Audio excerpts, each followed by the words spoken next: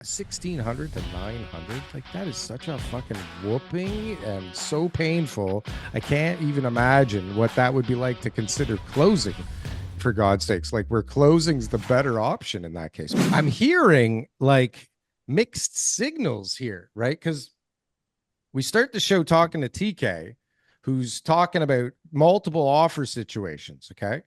And not the first time. He started the show last week talking about multiple offer situations. Okay.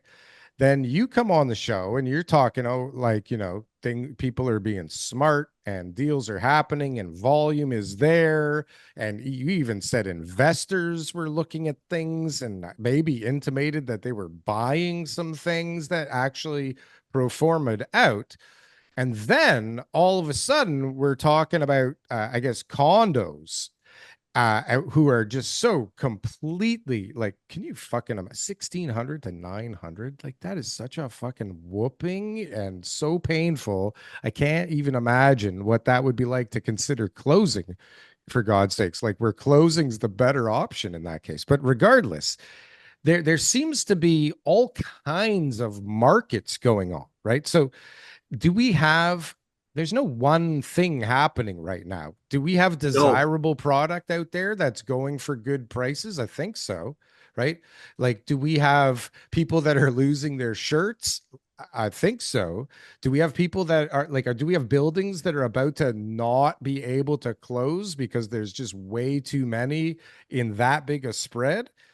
I mean, fuck, what we got to do to avoid that? Because that there is peak mayhem, right? That's when all hell starts breaking loose. When somebody goes, we don't have enough people to actually close this building here, and we can't dump the units either, and we can't keep paying our mortgage, right? right.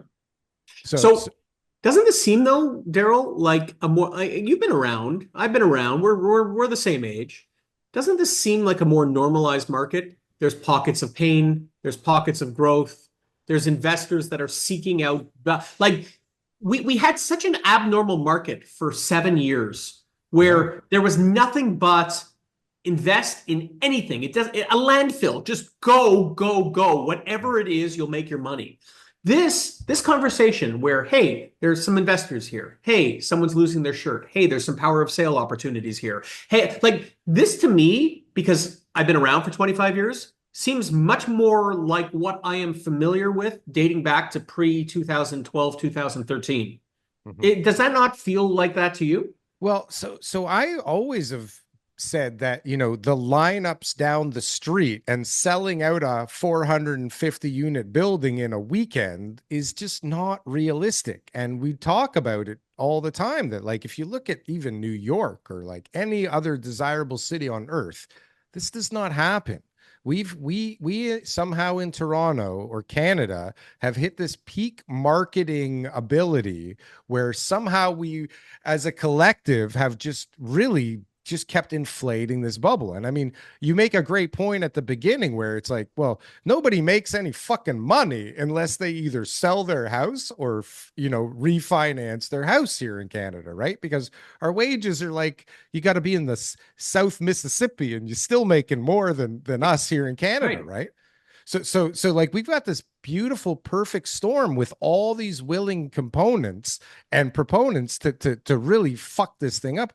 And then so my last kind of question with this is, okay, obviously there's different markets everywhere, but now in the sub market that is a disaster bomb, the condo market in downtown Toronto, do any of these people, somebody valued this shit at 1600 or close to it at some point? Like, is anybody able to be held accountable for such a drastic swing? Okay, because we're not talking 16 to 13, right? We're talking almost half. So if you're asking, is anyone able to be held accountable? The answer is yes, because I think I could point my finger at one of the major culprits right now. and it's going to be the government. The fucking municipal governments took advantage of the bubble in a way that was more of a drug pusher than anyone else on the planet.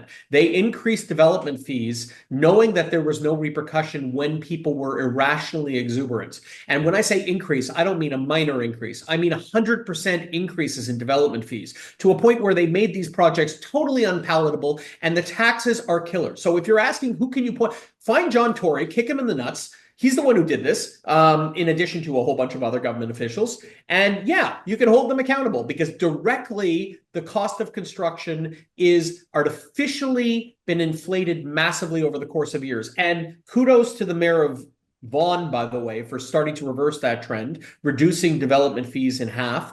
Hopefully other municipalities follow, because we can't pencil a damn project. I mean, you know this. I'm preaching to the choir. You know what it's like to try to pencil these projects. You're doing it in Forest Hill. Different analysis, but good luck. I was going to say, yeah, I'm a little different because my projects are right. I understand that, but assuming that you're going for the mass middle, good luck to you. And that if you want to know who, it's the government. Like it is the government and taxes and everything else. Having said that, outside of that, no, there's probably no accountability. I mean, the market is the market. People are allowed to lose their shirts, and that's the way it is. That's the way bubbles work.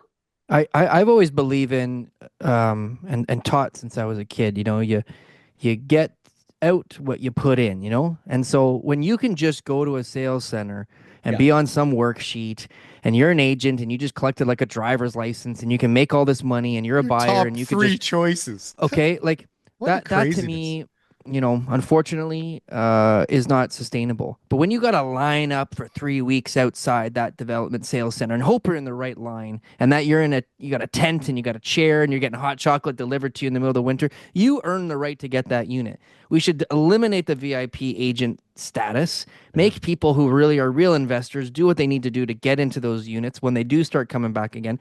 There is a whole lot of extra fat on that $1,600 per square foot that can be trimmed back, and to be able to get these units a little bit cheaper when the market comes back and buyers are interested again. Are you looking for the best merch store on the planet? Well, we got the shit for you. Coming in at low prices where we barely make any money off of whatsoever, you can get the greatest real estate merchandise on this platform. Just look at this very flamboyant man putting on this great stuff. He looks great, he's dancing great, and boy does he look sexy in that merchandise.